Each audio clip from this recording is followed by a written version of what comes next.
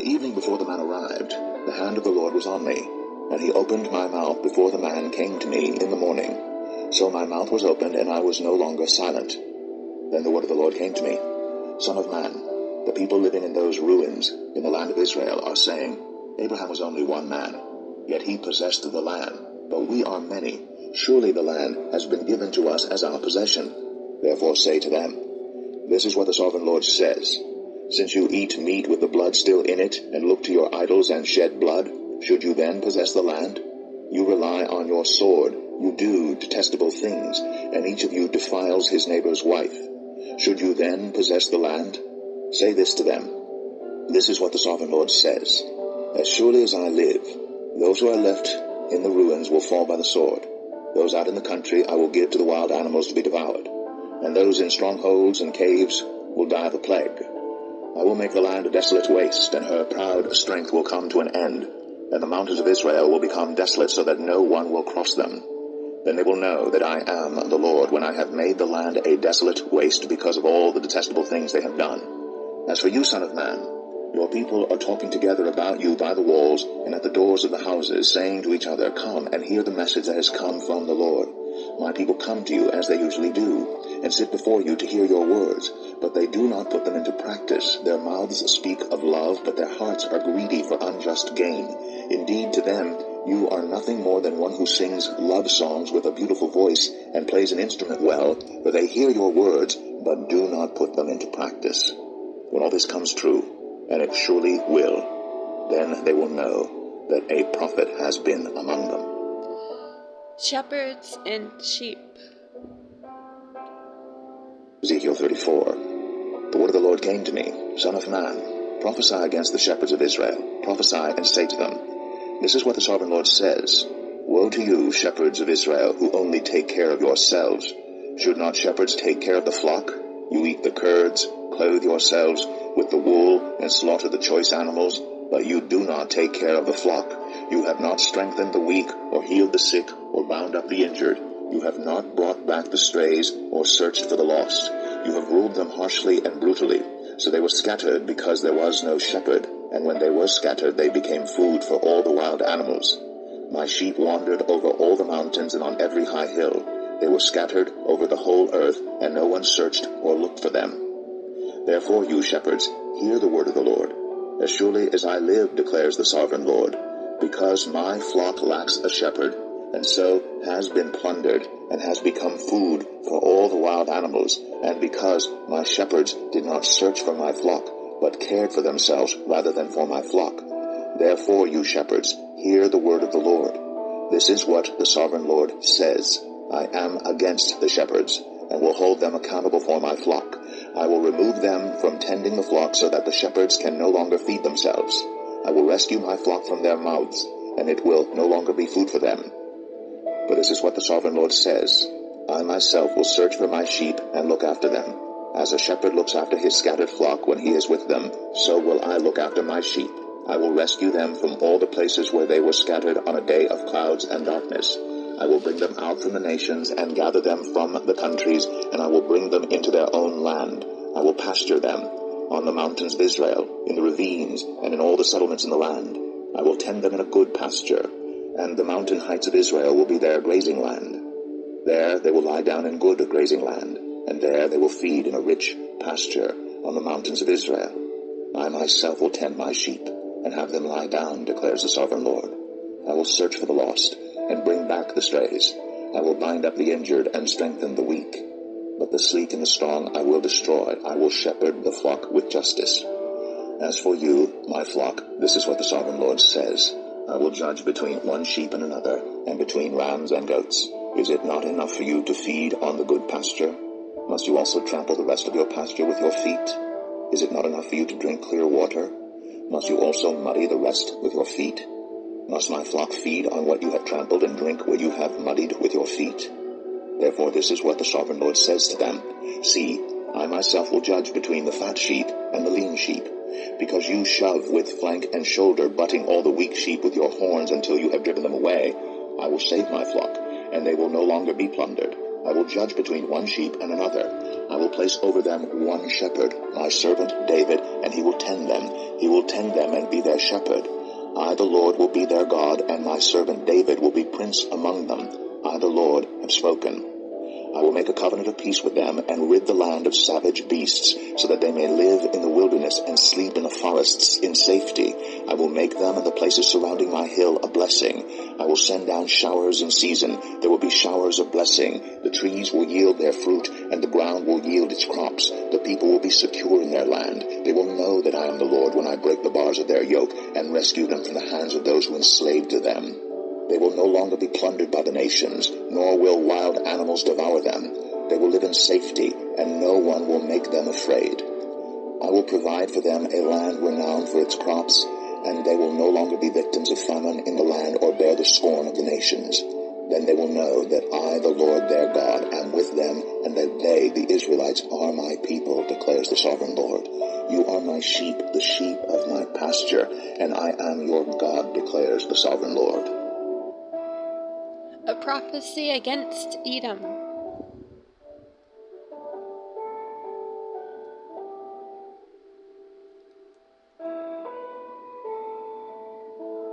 Ezekiel 35. The word of the Lord came to me. Son of man, set your face against Mount Seir. Prophesy against it and say, this is what the sovereign Lord says. I am against you, Mount Seir, and I will stretch out my hand against you and make you a desolate waste. I will turn your towns into ruins, and you will be desolate. Then you will know that I am the Lord. Because you harbored an ancient hostility and delivered the Israelites over to the sword at the time of their calamity, the time their punishment reached its climax.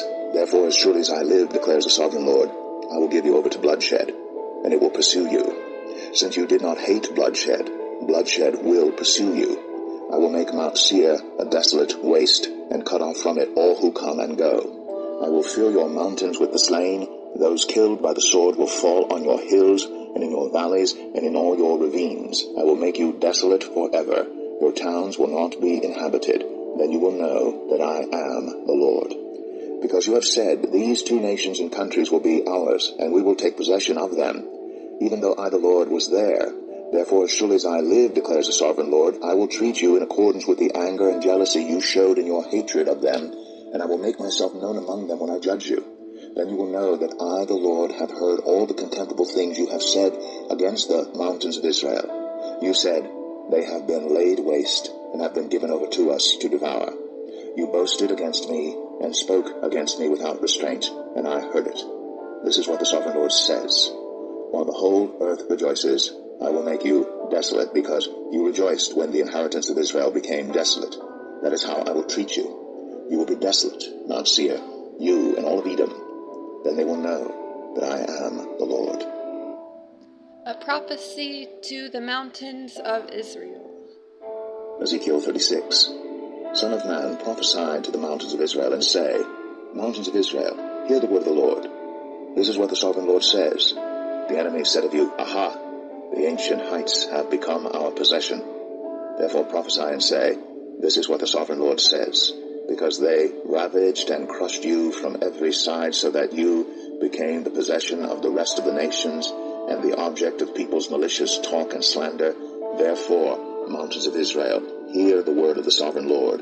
This is what the sovereign Lord says to the mountains and hills, to the ravines and valleys, to the desolate ruins and deserted towns that have been plundered and ridiculed by the rest of the nations around you. This is what the sovereign Lord says. In my burning zeal I have spoken against the rest of the nations and against all Edom, for with glee and with malice in their hearts they made my land their own possession, so that they might plunder its pasture land.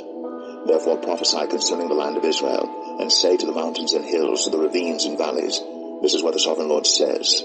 I speak in my jealous wrath, because you have suffered the scorn of the nations. Therefore this is what the sovereign Lord says.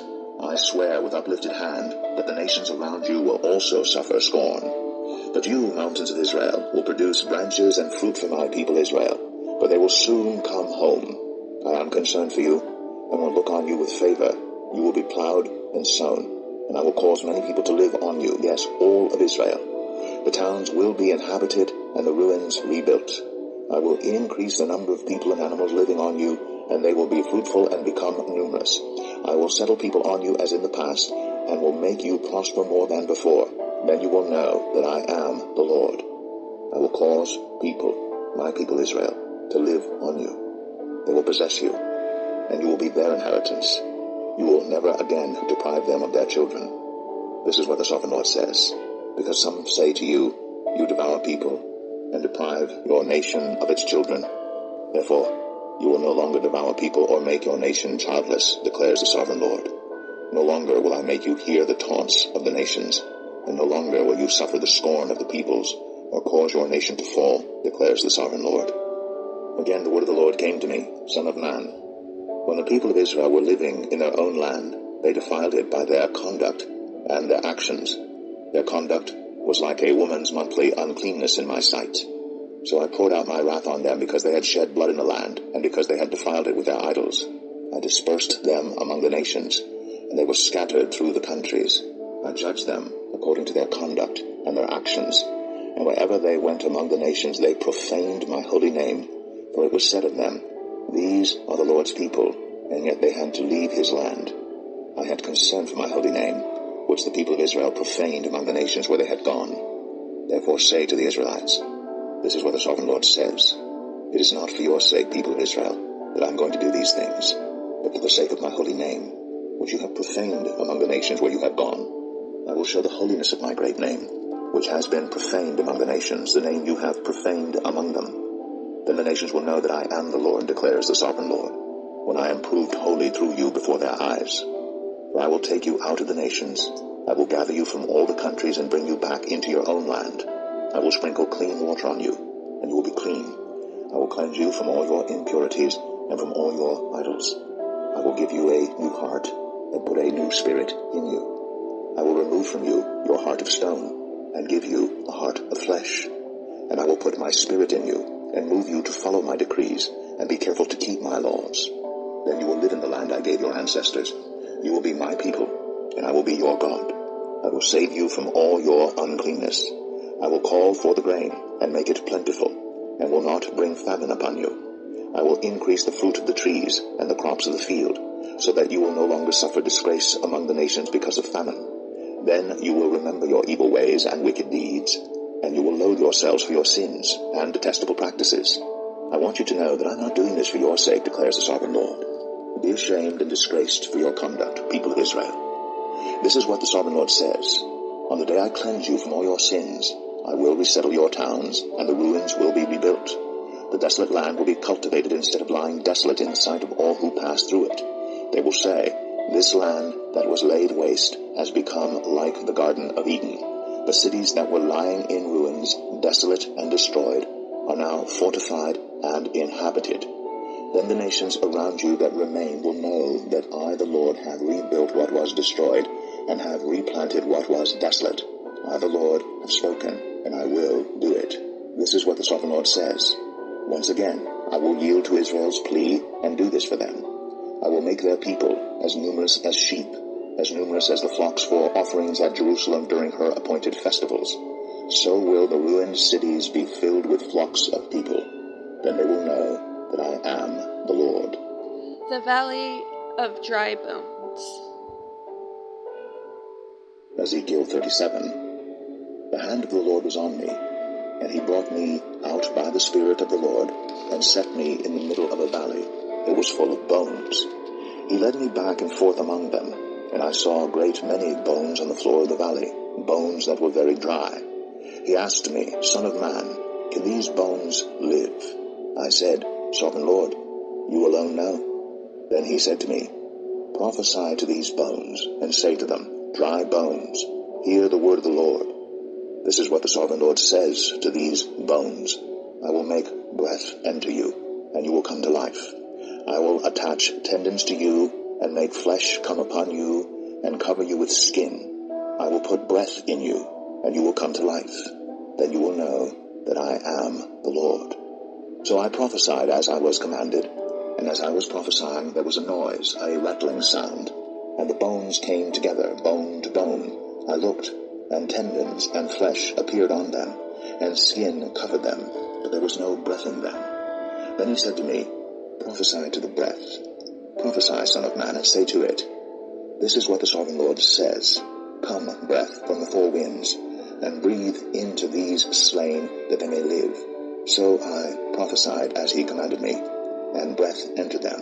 They came to life, and stood up on their feet, a vast army. Then he said to me, Son of man, these bones are the people of Israel. They say, Our bones are dried up, and our hope is gone. We are cut off. Therefore prophesy and say to them, This is what the sovereign Lord says. My people, I am going to open your graves, and bring you up from them. I will bring you back to the land of Israel. Then you, my people, will know that I am the Lord, when I open your graves and bring you up from them. I will put my spirit in you, and you will live, and I will settle you in your own land. Then you will know that I, the Lord, have spoken, and I have done it, declares the Lord. The word of the Lord came to me, Son of man, take a stick of wood and write on it, belonging to Judah and the Israelites associated with him. Then take another stick of wood and write on it, belonging to Joseph, that is, to Ephraim, and all the Israelites associated with him. Join them together into one stick, so that they will become one in your hand. When your people ask you, Won't you tell us what you mean by this? Say to them, This is what the sovereign Lord says. I am going to take the stick of Joseph, which is in Ephraim's hand, and of the Israelite tribes associated with him, and join it to Judah's stick. I will make them into a single stick of wood, and they will become one in my hand. Hold before their eyes the sticks you have written on, and say to them, This is what the sovereign Lord says. I will take the Israelites out of the nations where they have gone. I will gather them from all around and bring them back into their own land. I will make them one nation in the land, on the mountains of Israel. There will be one king over all of them, and they will never again be two nations or be divided into two kingdoms. They will no longer defile themselves with their idols and vile images or with any of their offenses, for I will save them from all their sinful backsliding, and I will cleanse them. They will be my people, and I will be their God. My servant David will be king over them, and they will all have one shepherd.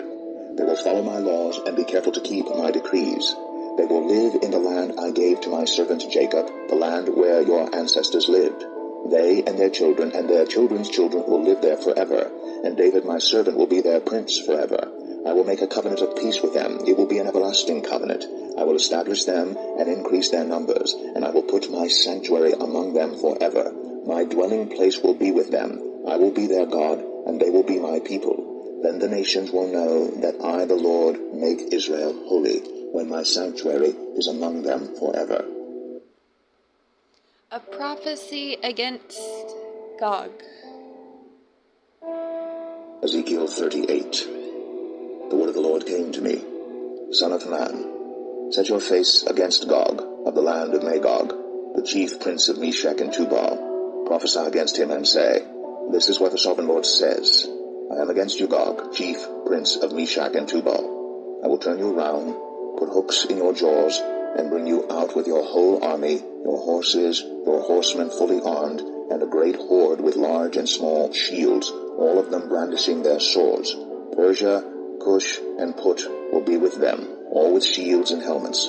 Also Gomer with all its troops, and Bet-Togarmah from the far north with all its troops, the many nations with you. Get ready, be prepared, you, and all the hordes gathered about you, and take command of them. After many days you will be called to arms. In future years you will invade a land that has recovered from war, whose people were gathered from many nations to the mountains of Israel, which had long been desolate. They had been brought out from the nations, and now all of them live in safety. You and all your troops and the many nations with you will go up, advancing like a storm. You will be like a cloud covering the land. This is what the sovereign Lord says.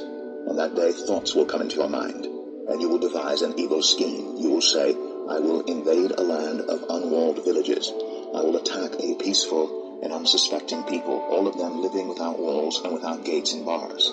I will plunder and loot and turn my hand against the resettled ruins and the people gathered from the nations, rich in livestock and goods, living at the center of the land.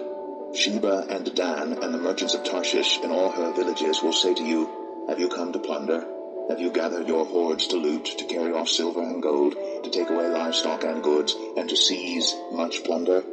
Therefore, son of man, prophesy and say to Gog, This is what the sovereign Lord says. In that day, when my people Israel are living in safety, will you not take notice of it? Will you come from your place in the far north, you and many nations with you, all of them riding on horses, a great horde, a mighty army? You will advance against my people Israel like a cloud that covers the land. In days to come, Gog, I will bring you against my land, so that the nations may know me when I am proved holy through you before their eyes. This is what the Sovereign Lord says. You are the one I spoke of in former days by my servants the prophets of Israel. At that time they prophesied for years that I would bring you against them. This is what will happen in that day. When God attacks the land of Israel, my hot anger will be aroused, declares the Sovereign Lord. In my zeal and fiery wrath I declare that at that time there shall be a great earthquake in the land of Israel. The fish in the sea, the birds in the sky, the beasts of the field, every creature that moves along the ground, and all the people on the face of the earth will tremble at my presence. The mountains will be overturned, the cliffs will crumble, and every wall will fall to the ground. I will summon a sword against Gog on all my mountains, declares the Sovereign Lord. Every man's sword will be against his brother. I will execute judgment on him with plague and bloodshed. I will pour down torrents of rain, hailstones, and burning sulfur on him, and on his troops, and on the many nations with him. And so I will show my greatness and my holiness, and I will make myself known in the sight of many nations. Then they will know that I am the Lord.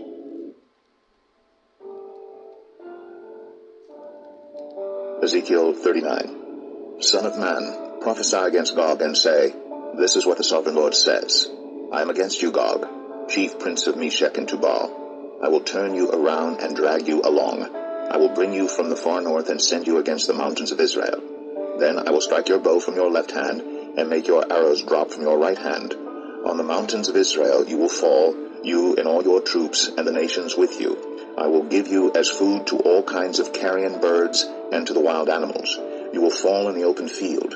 For I have spoken, declares the Sovereign Lord. I will send fire on Magog and on those who live in safety in the coastlands, and they will know that I am the Lord. I will make known my holy name among my people Israel. I will no longer let my holy name be profaned, and the nations will know that I, the Lord, am the Holy One in Israel. It is coming, it will surely take place, declares the Sovereign Lord. This is the day I have spoken of. Then those who live in the towns of Israel will go out and use the weapons for fuel and burn them up, the small and large shields, the bows and arrows, the war clubs and spears. For 7 years they will use them for fuel. They will not need to gather wood from the fields or cut it from the forests, because they will use the weapons for fuel. And they will plunder those who plundered them and loot those who looted them, declares the Sovereign Lord. On that day I will give Gog a burial place in Israel, in the valley of those who travel east of the sea. It will block the way of travelers, because Gog and all his hordes will be buried there. So it will be called the Valley of Haman Gog. For 7 months the Israelites will be burying them in order to cleanse the land. All the people of the land will bury them. And the day I display my glory will be a memorable day for them, declares the Sovereign Lord. People will be continually employed in cleansing the land. They will spread out across the land, and along with others they will bury any bodies that are lying on the ground. After the 7 months they will carry out a more detailed search. As they go through the land, anyone who sees a human bone will leave a marker beside it until the grave diggers bury it in the valley of Haman Gog, near a town called Hamanah. And so they will cleanse the land. Son of man, this is what the Sovereign Lord says. Call out every kind of bird and all the wild animals. Assemble, and come together from all around to the sacrifice I am preparing for you, the great sacrifice on the mountains of Israel. There you will eat flesh and drink blood. You will eat the flesh of mighty men and drink the blood of the princes of the earth, as if they were rams and lambs, goats and bulls, all of them fattened animals from Bashan. At the sacrifice I am preparing for you, you will eat fat till you are glutted, and drink blood till you are drunk. At my table you will eat your fill of horses and riders, mighty men and soldiers of every kind, declares the Sovereign Lord. I will display my glory among the nations, and all the nations will see the punishment I inflict and the hand I lay on them. From that day forward the people of Israel will know that I am the Lord their God, and the nations will know that the people of Israel went into exile for their sin, because they were unfaithful to me. So I hid my face from them and handed them over to their enemies, and they all fell by the sword. I dealt with them according to their uncleanness and their offenses, and I hid my face from them. Therefore this is what the Sovereign Lord says. I will now restore the fortunes of Jacob, and will have compassion on all the people of Israel, and I will be zealous for my holy name. They will forget their shame and all the unfaithfulness they showed toward me when they lived in safety in their land, with no one to make them afraid. When I have brought them back from the nations and have gathered them from the countries of their enemies, I will be proved holy through them in the sight of many nations. Then they will know that I am the Lord their God, for though I sent them into exile among the nations, I will gather them to their own land, not leaving any behind. I will no longer hide my face from them, for I will pour out my spirit on the people of Israel, declares the sovereign Lord. The new temple area.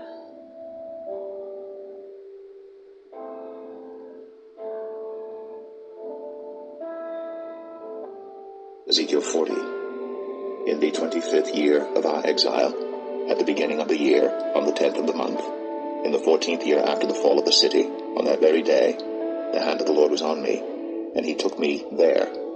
In visions of God, he took me to the land of Israel, and set me on a very high mountain, on whose south side were some buildings that looked like a city. He took me there, and I saw a man whose appearance was like bronze. He was standing in the gateway with a linen cord and a measuring rod in his hand. The man said to me, Son of man, look carefully and listen closely, and pay attention to everything I am going to show you. For that is why you have been brought here. Tell the people of Israel everything you see. I saw a wall completely surrounding the temple area. The length of the measuring rod in the man's hand was 6 long cubits, each of which was a cubit and a handbreadth. He measured the wall. It was 1 measuring rod thick and 1 rod high. Then he went to the east gate. He climbed its steps and measured the threshold of the gate. It was 1 rod deep. The alcoves for the guards were 1 rod long and 1 rod wide, and the projecting walls between the alcoves were 5 cubits thick, and the threshold of the gate next to the portico facing the temple was 1 rod deep. Then he measured the portico of the gateway. It was 8 cubits deep, and its jambs were 2 cubits thick. The portico of the gateway faced the temple. Inside the east gate were 3 alcoves on each side. The 3 had the same measurements, and the faces of the projecting walls on each side had the same measurements. Then he measured the width of the entrance of the gateway. It was 10 cubits, and its length was 13 cubits. In front of each alcove was a wall, 1 cubit high, and the alcoves were 6 cubits square. Then he measured the gateway from the top of the rear wall of 1 alcove to the top of the opposite one. The distance was 25 cubits from 1 parapet opening to the opposite one. He measured along the faces of the projecting walls all around the inside of the gateway, 60 cubits. The measurement was up to the portico facing the courtyard. The distance from the entrance of the gateway to the far end of its portico was 50 cubits. The alcoves and the projecting walls inside the gateway were surmounted by narrow parapet openings all around, as was the portico. The openings all around faced inward. The faces of the projecting walls were decorated with palm trees. Then he brought me into the outer court. There I saw some rooms and a pavement that had been constructed all around the court. There were 30 rooms along the pavement. It abutted the sides of the gateways and was as wide as they were long. This was the lower pavement. Then he measured the distance from the inside of the lower gateway to the outside of the inner court. It was 100 cubits on the east side as well as on the north. Then he measured the length and width of the north gate leading into the outer court. Its alcoves, 3 on each side, its projecting walls, and its portico had the same measurements as those of the first gateway. It was 50 cubits long and 25 cubits wide. Its openings, its portico, and its palm tree decorations had the same measurements as those of the gate facing east. 7 steps led up to it, with its portico opposite them. There was a gate to the inner court facing the north gate, just as there was on the east. He measured from 1 gate to the opposite one. It was 100 cubits. The south Then gate. he led me to the south side, and I saw the south gate.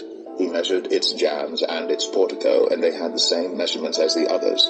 The gateway and its portico had narrow openings all around, like the openings of the others. It was 50 cubits long and 25 cubits wide. 7 steps led up to it, with its portico opposite them. It had palm tree decorations on the faces of the projecting walls on each side. The inner court also had a gate facing south, and he measured from this gate to the outer gate on the south side. It was 100 cubits. Then he brought me into the inner court through the south gate, and he measured the south gate. It had the same measurements as the others. Its alcoves, its projecting walls, and its portico had the same measurements as the others. The gateway and its portico had openings all around. It was 50 cubits long and 25 cubits wide. The porticos of the gateways around the inner court were 25 cubits wide and 5 cubits deep. Its portico faced the outer court. Palm trees decorated its jambs, and 8 steps led up to it. Then he brought me to the inner court on the east side, and he measured the gateway. It had the same measurements as the others.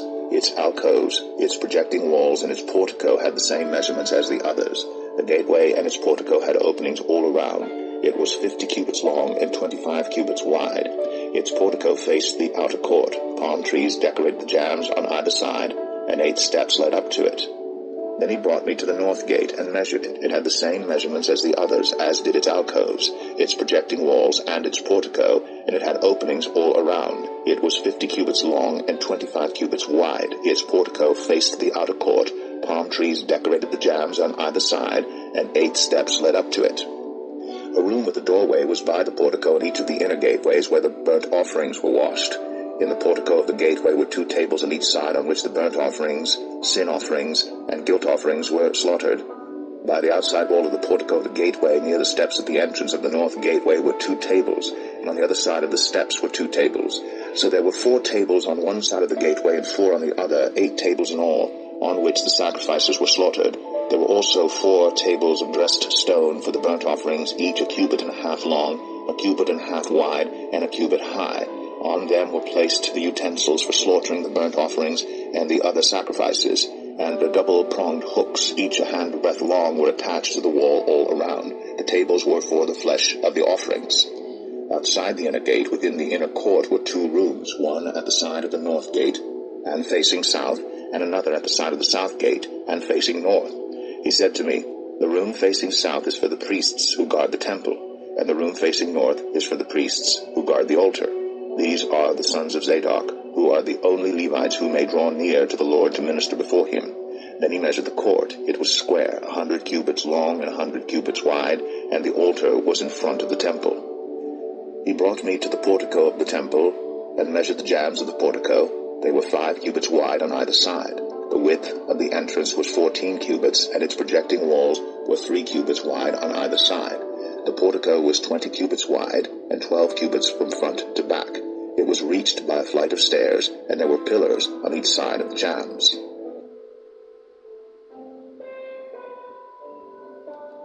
Ezekiel 41.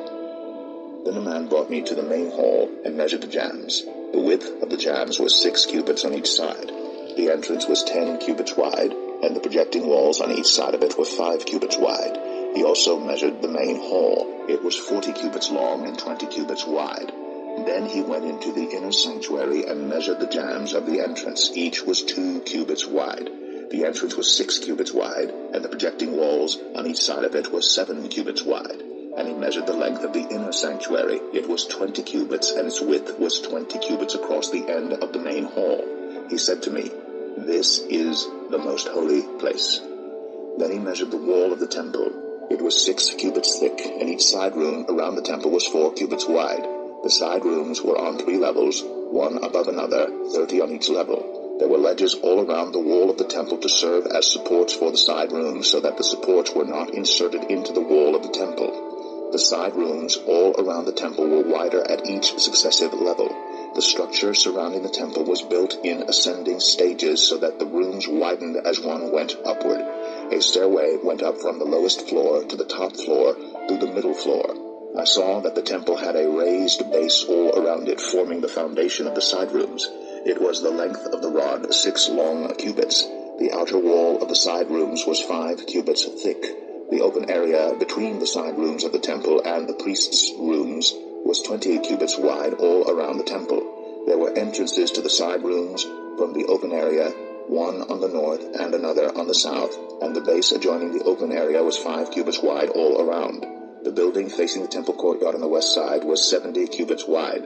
The wall of the building was 5 cubits thick all around, and its length was 90 cubits. Then he measured the temple. It was 100 cubits long, and the temple courtyard, and the building with its walls were also 100 cubits long. The width of the temple courtyard on the east, including the front of the temple, was 100 cubits. Then he measured the length of the building facing the courtyard at the rear of the temple, including its galleries on each side. It was 100 cubits.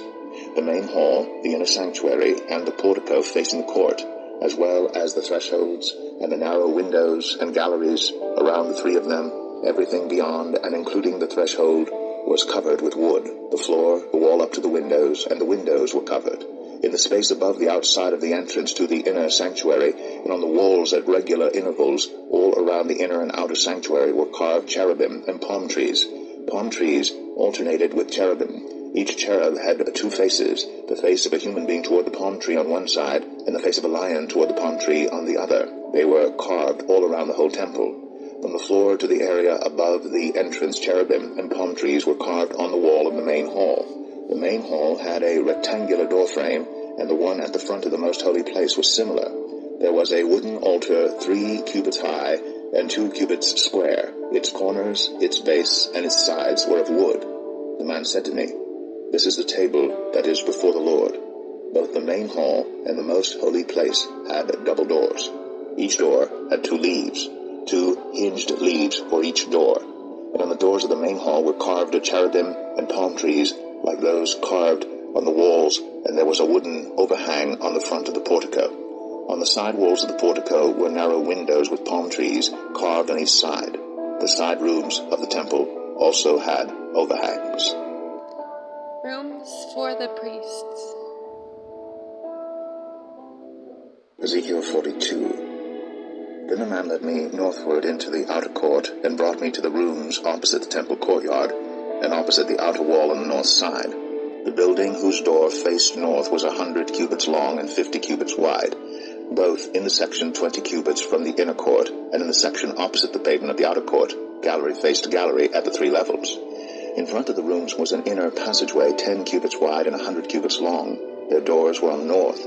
Now the upper rooms were narrower, for the galleries took more space from them than from the rooms on the lower and middle floors of the building. The rooms on the top floor had no pillars, as the courts had, so they were smaller in floor space than those on the lower and middle floors. There was an outer wall parallel to the rooms and the outer court. It extended in front of the rooms for 50 cubits, while the row of rooms on the side next to the outer court was 50 cubits long. The row on the side nearest the sanctuary was 100 cubits long. The lower rooms had an entrance on the east side as one enters them from the outer court. On the south side along the length of the wall of the outer court, adjoining the temple courtyard and opposite the outer wall, were rooms with a passageway in front of them. These were like the rooms on the north. They had the same length and width with similar exits and dimensions. Similar to the doorways on the north were the doorways of the rooms on the south. There was a doorway at the beginning of the passageway that was parallel to the corresponding wall extending eastward, by which one enters the rooms. Then he said to me, "The north and south rooms facing the temple courtyard are the priests' rooms, where the priests who approach the Lord will eat the most holy offerings. There they will put the most holy offerings, the grain offerings, the sin offerings, and the guilt offerings, for the place is holy. Once the priests enter the holy precincts, they are not to go into the outer court until they leave behind the garments in which they minister, for these are holy. They are to put on other clothes before they go near the places that are for the people." When he had finished measuring what was inside the temple area, he led me out by the east gate and measured the area all around. He measured the east side with the measuring rod. It was 500 cubits. He measured the north side. It was 500 cubits by the measuring rod. He measured the south side. It was 500 cubits by the measuring rod. Then he turned to the west side and measured. It was 500 cubits by the measuring rod. So he measured the area on all 4 sides. It had a wall around it, 500 cubits long and 500 cubits wide, to separate the holy from the common. The glory returns to the temple. Ezekiel 43. Then the man brought me to the gate facing east, and I saw the glory of the God of Israel coming from the east. His voice was like the roar of rushing waters, and the land was radiant with his glory. The vision I saw was like the vision I had seen when he came to destroy the city, and like the visions I had seen by the Kabar River, and I fell face down. The glory of the Lord entered the temple through the gate facing east. Then the Spirit lifted me up and brought me into the inner court, and the glory of the Lord filled the temple.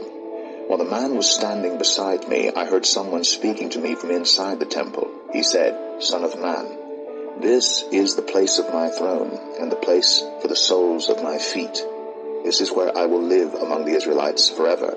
The people of Israel will never again defile my holy name, neither they nor their kings, by their prostitution and the funeral offerings for their kings at their death. When they placed their threshold next to my threshold, and their doorposts beside my doorposts, with only a wall between me and them, they defiled my holy name by their detestable practices, so I destroyed them in my anger. Now let them put away from me their prostitution and the funeral offerings for their kings, and I will live among them forever. Son of man, describe the temple to the people of Israel, that they may be ashamed of their sins. Let them consider its perfection, and if they are ashamed of all they have done, make known to them the design of the temple, its arrangement, its exits and entrances, its whole design and all its regulations and laws. Write these down before them so that they may be faithful to its design and follow all its regulations. This is the law of the temple. All the surrounding area on top of the mountain will be most holy. Such is the law of the temple. These are the measurements of the altar in long cubits, that cubit being a cubit and a handbreadth. Its gutter is a cubit deep and a cubit wide, with a rim of 1 span around the edge. And this is the height of the altar. From the gutter on the ground up to the lower ledge that goes around the altar, it is 2 cubits high, and the ledge is a cubit wide. From this lower ledge to the upper ledge that goes around the altar, it is 4 cubits high, and that ledge is also a cubit wide. Above that, the altar hearth is 4 cubits high, and 4 horns project upward from the hearth. The altar hearth is square, 12 cubits long, and 12 cubits wide. The upper ledge also is square, 14 cubits long, and 14 cubits wide. All around the altar is a gutter of 1 cubit with a rim of half a cubit. The steps of the altar face east. Then he said to me, Son of man, this is what the sovereign Lord says. These will be the regulations for sacrificing burnt offerings and splashing blood against the altar when it is built. You are to give a young bull as a sin offering to the Levitical priests of the family of Zadok, who come near to minister before me, declares the sovereign Lord. You are to take some of its blood and put it on the 4 horns of the altar, and on the 4 corners of the upper ledge, and all around the rim, and so purify the altar, and make atonement for it. You are to take the bull for the sin offering and burn it in the designated part of the temple area outside the sanctuary. On the 2nd day you are to offer a male goat without defect for a sin offering, and the altar is to be purified as it was purified with the bull. When you have finished purifying it, you are to offer a young bull and a ram from the flock, both without defect. You are to offer them before the Lord, and the priests are to sprinkle salt on them and sacrifice them as a burnt offering to the Lord. For 7 days you are to provide a male goat daily for a sin offering. You are also to provide a young bull and a ram from the flock, both without defect. For 7 days they are to make atonement for the altar and cleanse it. Thus they will dedicate it. At the end of these days, from the 8th day on, the priests are to present your burnt offerings and fellowship offerings on the altar. Then I will accept you, declares the sovereign Lord. The prince, the Levites, the priests.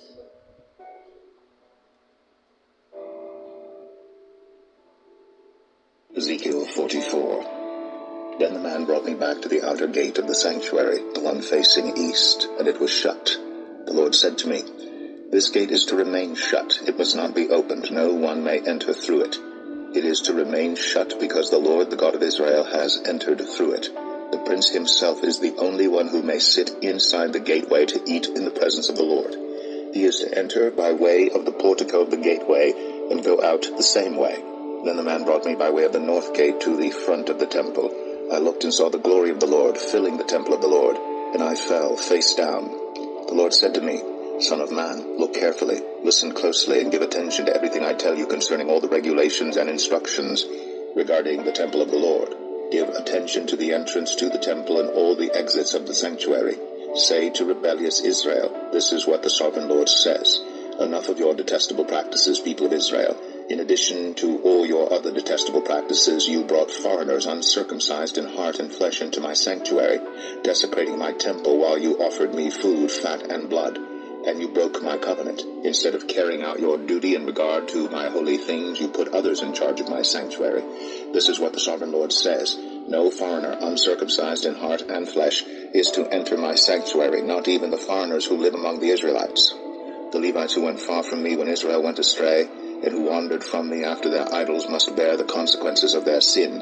They may serve in my sanctuary, having charge of the gates of the temple, and serving in it. They may slaughter the burnt offerings and sacrifices for the people, and stand before the people and serve them. But because they served them in the presence of their idols, and made the people of Israel fall into sin, therefore I have sworn with uplifted hand that they must bear the consequences of their sin, declares the sovereign Lord. They are not to come near to serve me as priests, or come near any of my holy things, or my most holy offerings. They must bear the shame of their detestable practices, and I will appoint them to guard the temple for all the work that is to be done in it. But the Levitical priests, who are descendants of Zadok, and who guarded my sanctuary when the Israelites went astray from me, are to come near to minister before me. They are to stand before me to offer sacrifices of fat and blood, declares the sovereign Lord. They alone are to enter my sanctuary. They alone are to come near my table to minister before me and serve me as guards. When they enter the gates of the inner court, they are to wear linen clothes. They must not wear any woolen garment while ministering at the gates of the inner court or inside the temple. They are to wear linen turbans on their heads and linen undergarments around their waists. They must not wear anything that makes them perspire. When they go out into the outer court where the people are, they are to take off the clothes they have been ministering in, and are to leave them in the sacred rooms, and put on other clothes, so that the people are not consecrated through contact with their garments.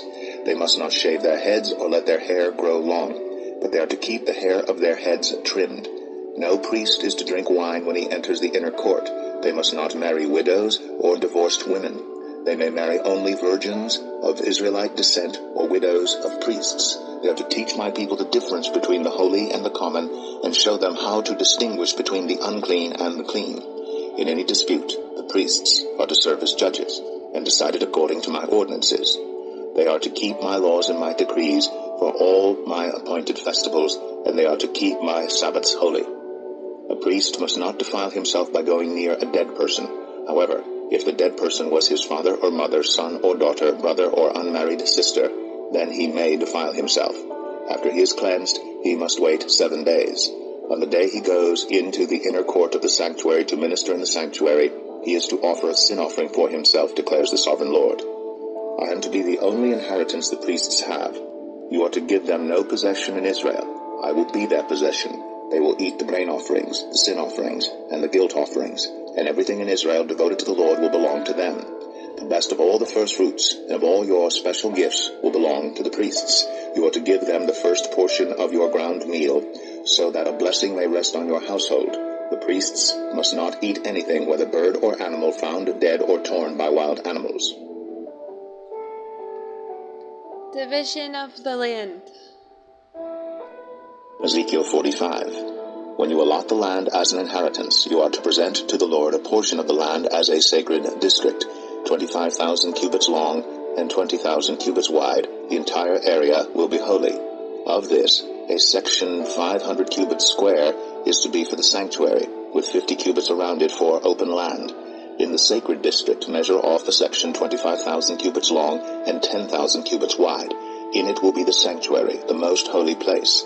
It will be the sacred portion of the land for the priests, who minister in the sanctuary, and who draw near to minister before the Lord. It will be a place for their houses, as well as a holy place for the sanctuary. An area 25,000 cubits long and 10,000 cubits wide will belong to the Levites, who serve in the temple, as their possession for towns to live in. You are to give the city as its property an area 5,000 cubits wide and 25,000 cubits long. Adjoining the sacred portion, it will belong to all Israel. The prince will have the land bordering each side of the area formed by the sacred district and the property of the city. It will extend westward from the west side and eastward from the east side, running lengthwise from the western to the eastern border parallel to one of the tribal portions.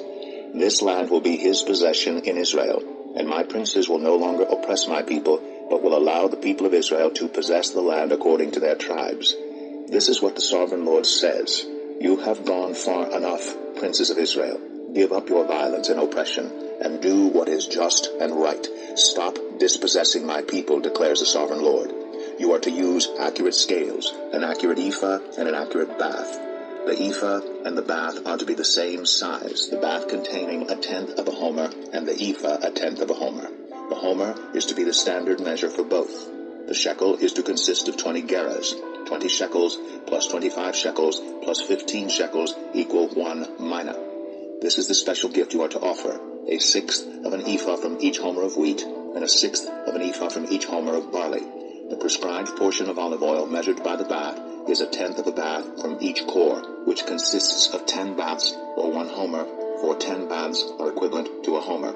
Also, 1 sheep is to be taken from every flock of 200 from the well-watered pastures of Israel. These will be used for the grain offerings, burnt offerings, and fellowship offerings to make atonement for the people, declares the sovereign Lord. All the people of the land will be required to give this special offering to the prince in Israel.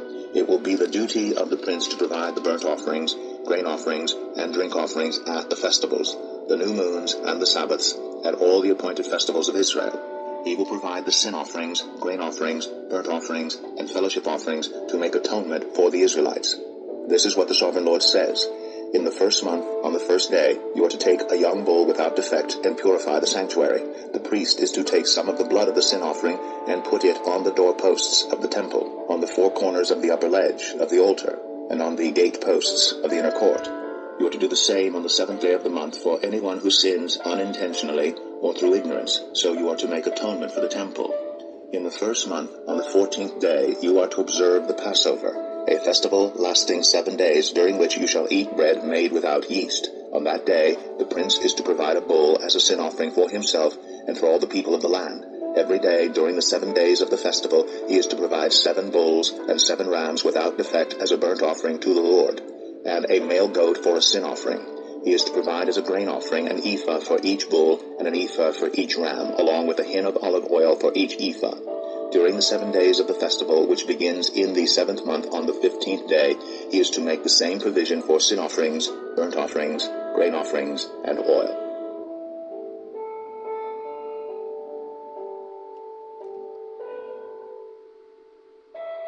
Ezekiel 46. This is what the sovereign Lord says. The gate of the inner court facing east is to be shut on the 6 working days, but on the Sabbath day and on the day of the new moon it is to be opened. The prince is to enter from the outside through the portico of the gateway and stand by the gatepost. The priests are to sacrifice his burnt offerings and his fellowship offerings. He is to bow down in worship at the threshold of the gateway and then go out. But the gate will not be shut until evening. On the Sabbaths and new moons, the people of the land are to worship in the presence of the Lord at the entrance of that gateway. The burnt offering the prince brings to the Lord on the Sabbath day is to be 6 male lambs and a ram, all without defect. The grain offering given with the ram is to be an ephah, and the grain offering with the lambs is to be as much as he pleases, along with a hin of olive oil for each ephah. On the day of the new moon he is to offer a young bull, 6 lambs and a ram, all without defect. He is to provide as a grain offering 1 ephah with the bull, 1 ephah with the ram, and with the lambs as much as he wants to give, along with a hin of oil for each ephah. When the prince enters, he is to go in through the portico of the gateway, and he is to come out the same way. When the people of the land come before the Lord at the appointed festivals, whoever enters by the north gate to worship is to go out the south gate, and whoever enters by the south gate is to go out the north gate. No one is to return through the gate by which they entered, but each is to go out the opposite gate. The prince is to be among them, going in when they go in and going out when they go out. At the feasts and the appointed festivals, the grain offering is to be an ephah with a bull, an ephah with a ram, and with the lambs as much as he pleases, along with a hin of oil for each ephah. When the prince provides a freewill offering to the Lord, whether a burnt offering or fellowship offerings, the gate facing east is to be opened for him. He shall offer his burnt offering or his fellowship offerings as he does on the Sabbath day. Then he shall go out, and after he has gone out, the gate will be shut. Every day you are to provide a year-old lamb without defect for a burnt offering to the Lord. Morning by morning you shall provide it. You are also to provide with it morning by morning a grain offering, consisting of a 1/6 of an ephah with a 1/3 of a hin of oil to moisten the flour. The presenting of this grain offering to the Lord is a lasting ordinance, so the lamb and the grain offering and the oil shall be provided morning by morning for a regular burnt offering. This is what the sovereign Lord says. If the prince makes a gift from his inheritance to one of his sons, it will also belong to his descendants. It is to be their property by inheritance. If, however, he makes a gift from his inheritance to one of his servants, the servants may keep it until the year of freedom. Then it will revert to the prince. His inheritance belongs to his sons only. It is theirs. The prince must not take any of the inheritance of the people, driving them off their property. He is to give his sons their inheritance out of his own property, so that not one of my people will be separated from their property. Then the man brought me through the entrance at the side of the gate to the sacred rooms facing north, which belonged to the priests, and showed me a place at the western end. He said to me, "This is the place where the priests are to cook the guilt offering and the sin offering, and bake the grain offering, to avoid bringing them into the outer court and consecrating the people." He then brought me to the outer court, and led me around to its 4 corners, and I saw in each corner another court. In the 4 corners of the outer court were enclosed courts, 40 cubits long and 30 cubits wide. Each of the courts in the 4 corners was the same size. Around the inside of each of the 4 courts was a ledge of stone, with places for fire built all around under the ledge. He said to me, "These are the kitchens where those who minister at the temple are to cook the sacrifices of the people." The river from the temple. Ezekiel 47. The man brought me back to the entrance to the temple, and I saw water coming out from under the threshold of the temple toward the east, for the temple faced east. The water was coming down from under the south side of the temple, south of the altar. He then brought me out through the north gate, and led me around the outside to the outer gate facing east, and the water was trickling from the south side. As the man went eastward with the measuring line in his hand, he measured off 1,000 cubits, and then led me through water that was ankle deep. He measured off another 1,000 cubits, and led me through water that was knee deep. He measured off another 1,000, and led me through water that was up to the waist. He measured off another 1,000, but now it was a river that I could not cross, because the water had risen, and was deep enough to swim in, a river that no one could cross. He asked me, "Son of man, do you see this?" Then he led me back to the bank of the river. When I arrived there, I saw a great number of trees on each side of the river. He said to me, "This water flows toward the eastern region and goes down into the Arabah, where it enters the Dead Sea. When it empties into the sea, the salty water there becomes fresh. Swarms of living creatures will live wherever the river flows. There will be large numbers of fish, because this water flows there and makes the salt water fresh. So where the river flows, everything will live. Fishermen will stand along the shore, from En-Gedi to En-Eglaim. There will be places for spreading nets. The fish will be of many kinds, like the fish of the Mediterranean Sea. But the swamps and marshes will not become fresh. They will be left for salt. Fruit trees of all kinds will grow on both banks of the river.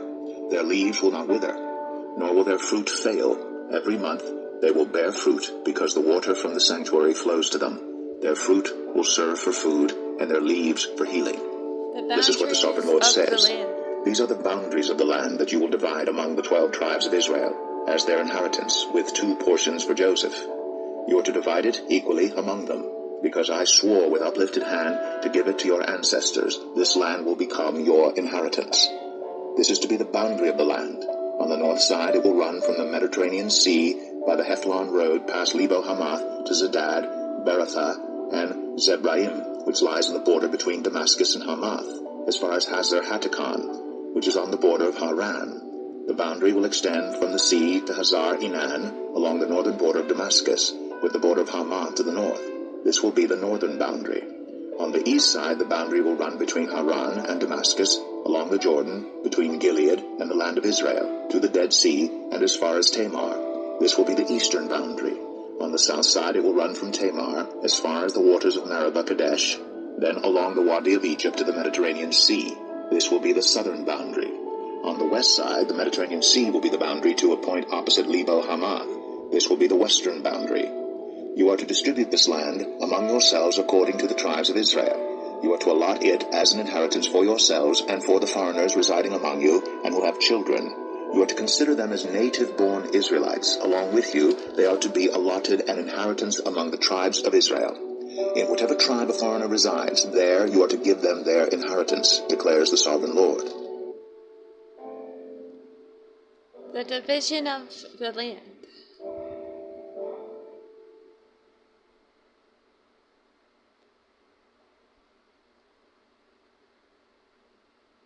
Ezekiel 48. These are the tribes listed by name. At the northern frontier, Dan will have 1 portion. It will follow the Hethlon road to Lebo-Hamath. Hazar-Enan and the northern border of Damascus, next to Hamath, will be part of its border from the east side to the west side. Asher will have 1 portion. It will border the territory of Dan from east to west. Naphtali will have one portion. It will border the territory of Asher from east to west. Manasseh will have one portion. It will border the territory of Naphtali from east to west. Ephraim will have one portion. It will border the territory of Manasseh from east to west. Reuben will have one portion. It will border the territory of Ephraim from east to west. Judah will have one portion. It will border the territory of Reuben from east to west. Bordering the territory of Judah from east to west will be the portion you are to present as a special gift. It will be 25,000 cubits wide, and its length from east to west will equal one of the tribal portions. The sanctuary will be in the center of it. The special portion you are to offer to the Lord will be 25,000 cubits long and 10,000 cubits wide. This will be the sacred portion for the priests. It will be 25,000 cubits long on the north side, 10,000 cubits wide on the west side, 10,000 cubits wide on the east side, and 25,000 cubits long on the south side. In the center of it will be the sanctuary of the Lord. This will be for the consecrated priests, the Zadokites, who were faithful in serving me, and did not go astray as the Levites did when the Israelites went astray. It will be a special gift to them from the sacred portion of the land, a most holy portion bordering the territory of the Levites. Alongside the territory of the priests, the Levites will have an allotment 25,000 cubits long and 10,000 cubits wide. Its total length will be 25,000 cubits and its width 10,000 cubits. They must not sell or exchange any of it. This is the best of the land and must not pass into other hands, because it is holy to the Lord. The remaining area, 5,000 cubits wide and 25,000 cubits long, will be for the common use of the city, for houses and for pasture land.